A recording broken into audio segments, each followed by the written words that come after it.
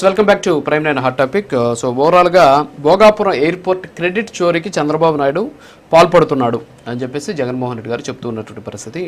So ఇంతకుముందు మనం చూసాం, మరి పెద్దిరెడ్డి రవికిరణ్ గారు అనేక డాక్యుమెంట్లు కూడా ఆయన చూపించడం జరిగింది. తర్వాత వచ్చేసి ఆ వాటాలకు సంబంధించిన విషయాలు కూడా జిఎంఆర్ చంద్రబాబు నాయుడికి సంబంధించినటువంటి బినామీ అని చెప్పేసి, సో ఆయనకు సంబంధించినటువంటి వ్యక్తి అని చెప్పేసి గతంలో అనేక సందర్భాల్లో జగన్మోహన్ రెడ్డి గారు మాట్లాడారు. మళ్ళీ జిఎంఆర్కి ఎందుకు ఇచ్చారు అంటే కాకినాడ సెజ్జికి సంబంధించి వాటాల వ్యవహారంలో క్విడ్ ప్రోకో జరిగిందేమో అనేటువంటి అనుమానాలు ఉన్నాయి. సో దానికి సంబంధించినటువంటి జిఎంఆర్ ఇచ్చిన ప్రెస్ రిలీజ్ కూడా పెద్దిరెడ్డి రవికిరణ్ గారు చూపించినటువంటి పరిస్థితి. ఎస్, పాదయాత్ర వెంకటేశ్వర రెడ్డి గారు. Sir good morning sir.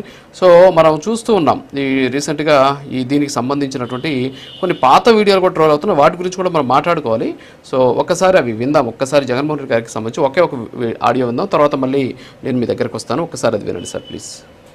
ఇటువంటిది ఇవాళ విశాఖపట్నం ఎయిర్పోర్ట్ నుంచి ఇవాళ ఇక్కడికి భోగాపురానికి 20 నాటికల్ మైల్స్ కూడా లేని పరిస్థితిలో ఏ రకంగా పెడతాడు చంద్రబాబు నాయుడు గారు ఇక్కడ ఎయిర్పోర్ట్ అని చెప్పి నేను అడుగుతా ఉన్నా. ఈ పోరాటం ఇంతటితో ఆగదు. అవసరమైతే కోర్టుకు కూడా పోదాం. కోర్టులో ఇప్పటికే కోర్టులో కేసులు కూడా వేయించాం. కేసులు గట్టిగా పోరాడతాం. భూములు మనైపోకుండా సర్వశక్తుల ఒడ్డి దీన్ని ఆదుకున్నాం.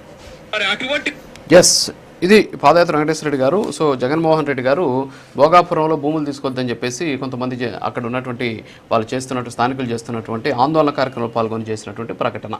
సో ఇప్పుడు ఈ క్రెడిట్ మాదే అనేసి అంటున్నారు. సో ఎలా చూడొచ్చు అంటారు సార్? ముందుగా ప్రైమ్ నైన్ వీక్షకులకి, ప్యానల్లో ఉన్న పెద్దలకి, రాష్ట్ర ప్రజలకి మీకు శుభోదయం. మానవుడే మహనీయుడు, మనిషి దేవుడు, సత్యమేవ జయతే.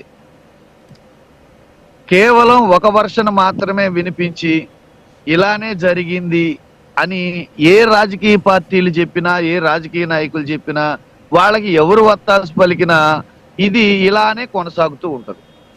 ఇక్కడ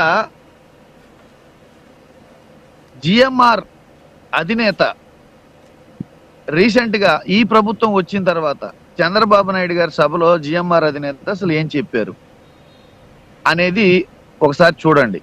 ఇంకొకటి, R&R ప్యాకేజీ ఎప్పుడో జీవో వచ్చింది అని చెప్పారు.